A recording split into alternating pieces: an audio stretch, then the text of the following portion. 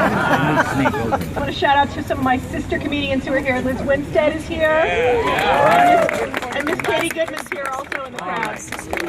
But now I want to introduce my father's older brother, the man who terrorized these streets for more than 50 decades. Patrick! Patrick Carlin. Yeah!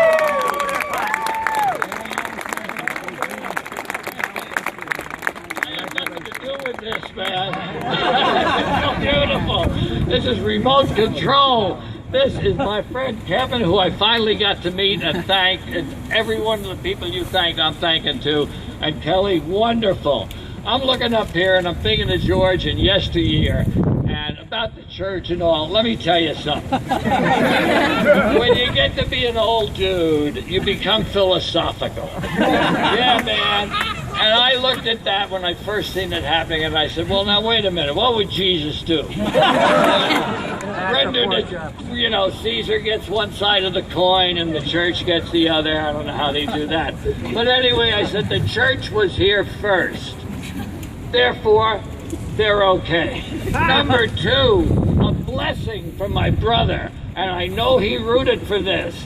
When my mother moved here, she had delusions of grandeur, you know. This is a girl who gave a box of horse shit to a girl who didn't invite her to a birthday party. She wanted to raise two perfect boys, you know. Got kicked out of goddamn Catholic school for too much bracelets and shit. But she wanted us to be cool. So now it comes time here that they're going to put George's name on Broadway. Well, wait a minute. That's what she wanted. We moved to, lovely was a big word with her. We moved to this lovely neighborhood, and you don't hang with Duane, who does his homework. You go down to Amsterdam Avenue, and you seek out the scruff, the Hagans and the Hornbys. Why can't you emulate these other ones? And that's the jive that we had to listen to. So Amsterdam Avenue was heaven, man. That's where we shot crap. George used to smoke dope right over there.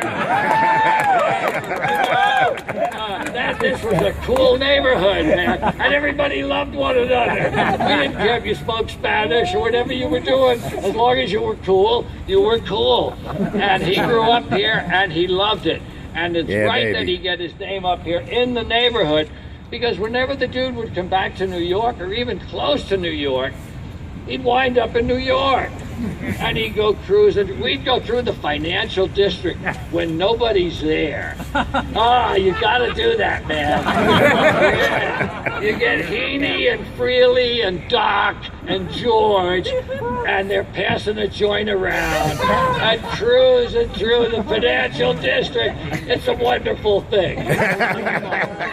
So here is George with his name going on Amsterdam Avenue, which is very fitting. And the church had a good workout of umbrage, you know, to let us know they're still breathing. I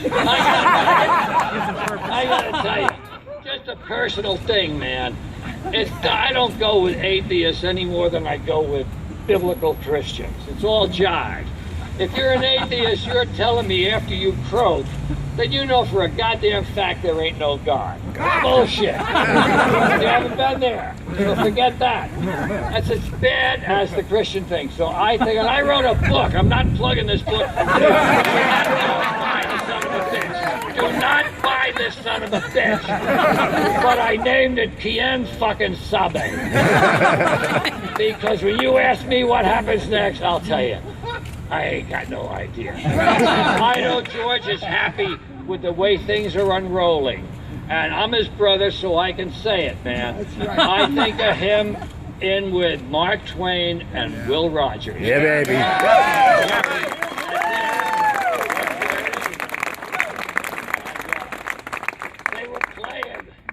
They were playing all the days of the Kerry dancers when we moved here.